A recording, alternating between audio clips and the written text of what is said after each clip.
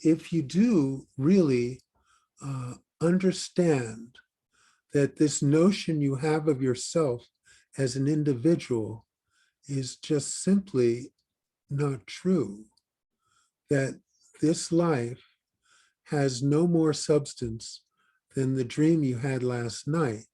If you really understand that, then the sense of you as a person and your reactions and responses to all of these personal situations begins to diminish, you see. Basically, enlightenment is just simply the exact point where the me loses its power to attract all of your attention and to motivate your actions, you see. So until that point, there's nothing to do. You just do the best you can in life. Always do the thing that you think is the right thing to do. But look at your situation and see the dreamlike essence of everything, and see how your thoughts really have no substance and how nothing in this world has any substance. So basically, you know, if Donald Duck wants to know the purpose of his life, he can do whatever he wants to feel satisfied about that.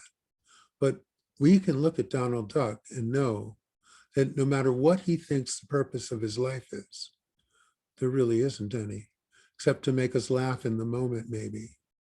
But you see, it's a joke that a cartoon character wants to know the meaning of his life, wants to know the purpose, you see. But it's just as much a joke that you want to know the purpose of your life, you see. Does that make sense?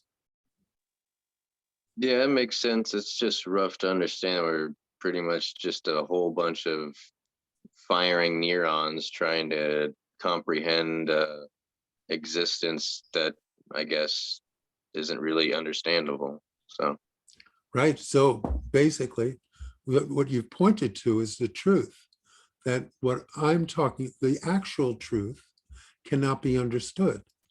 The only things that can be understood are dreamlike. They are not tied into truth. What is understanding anyway? Right? Understanding is something that the mind puts together through its thoughts and its concepts. But all of those things are locked into the dream. So understanding is locked into the dream. That which you are cannot be understood. And why would you bother to understand it? The mind can only understand those things which have distinction, you see? And Baba said, God dwells within you as you. Ramesh said, all there is consciousness. There's this essence that is everything. Now, Baba called it God. Ramesh called it consciousness. But that essence is everything. Everything has no distinction. So a mind not only can't understand it, the mind can't even see it. For the mind, that which is everything is invisible because there's no distinctions there. The good and the bad, the safe and the dangerous, all those things are one. Everything is one. Even the past, present, and future are one because it's everything. So this is correct. And so when the mind is still, you will know what it is I'm talking about, but you will know it before you've understood it, before you've perceived it, before you've experienced it, you see. But it's there. The essence of who we are is identical. We are all the same.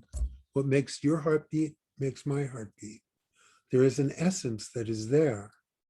It's always there. And you're trying to get there, but really, how could you possibly get to where you already are? You can only move away from it. So bring yourself back. Simply let the mind do what the mind needs to do, and don't connect with it as you.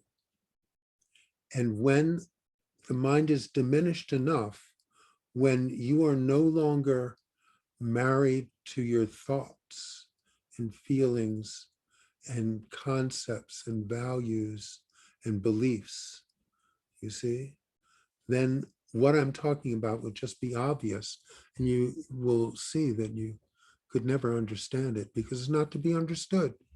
It just is what it is. Everything just is. So did that help at all?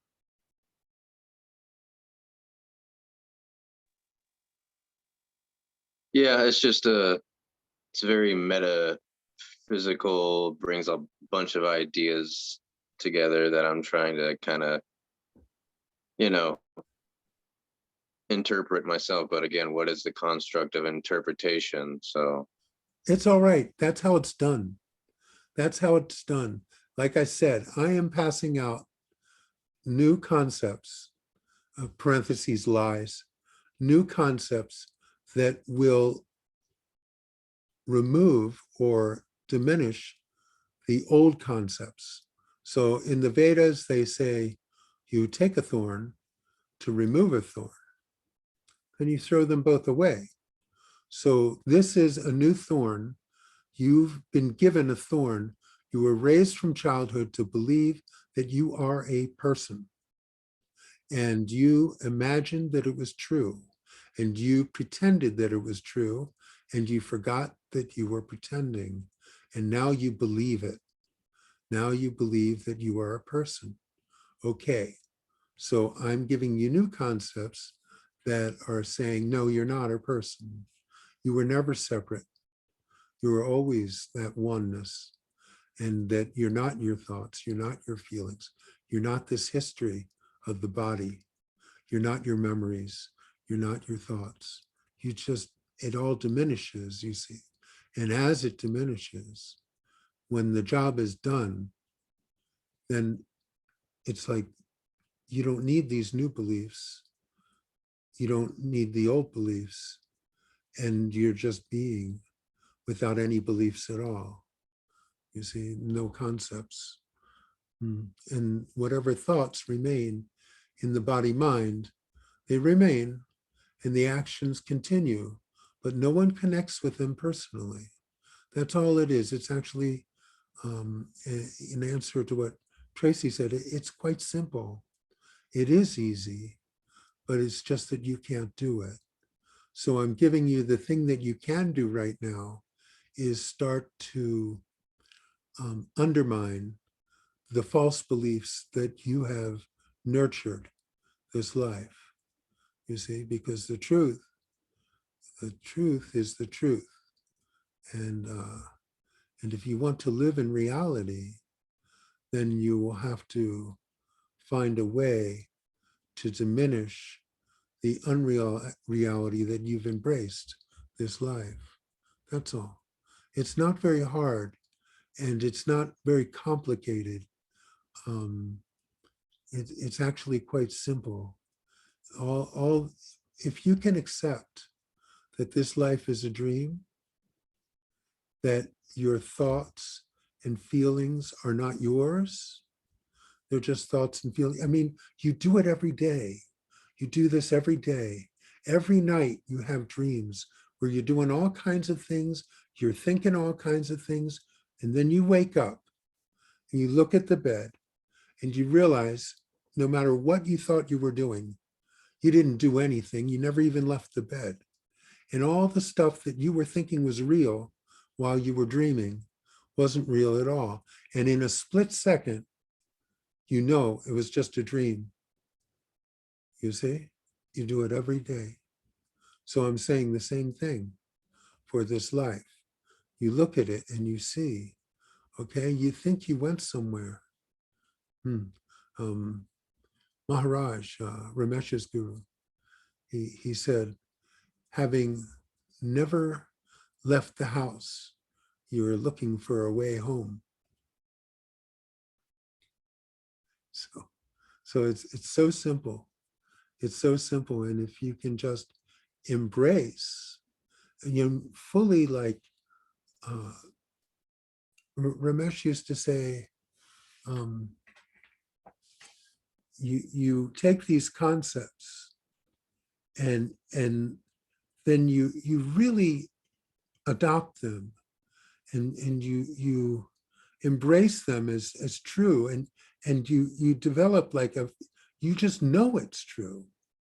And when that happens, it does all the work for you. It just tears apart this idea, and you look at life every moment. You look at life and you see that all of it is just an appearance. None of it has any substance. Nothing here has any staying power.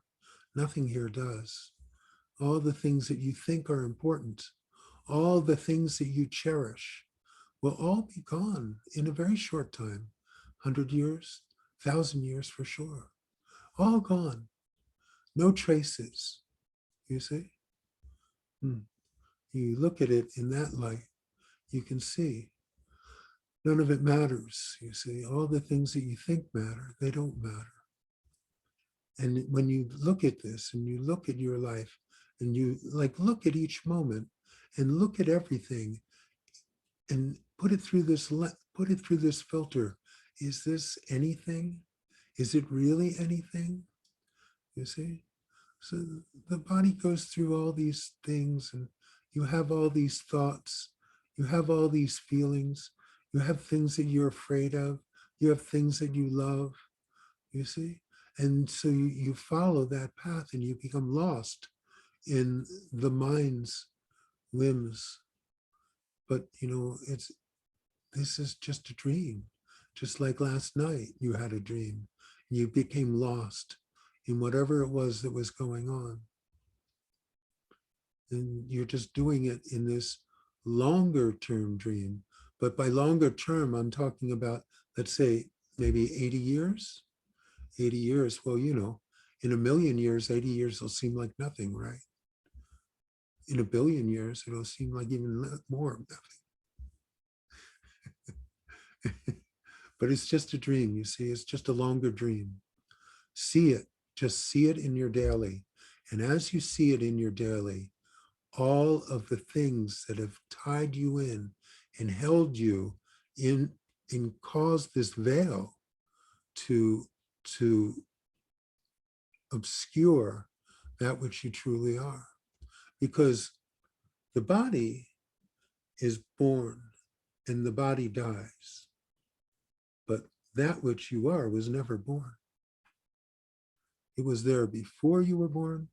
It will be there after you die. And it's there right now. It's just veiled right now because you're pretending to be something you're not. You don't have to pretend to be something you are, because you are that. You can only pretend to be something you're not. So it's actually quite simple. It's not too complicated. It might be like a lot for you to take in one moment. That's all right. There's plenty of moments. I sat with Ramesh for year after year after year, listening over and over and over and over and over to this, and getting it on deeper and deeper levels, intellectually understanding it, until finally it broke through. So that's fine. That's fine. You're at the best point, the point where, I tell people, you only get to find out who you are once. It's a true adventure. So it's a great adventure. Probably for a seeker, that's the best.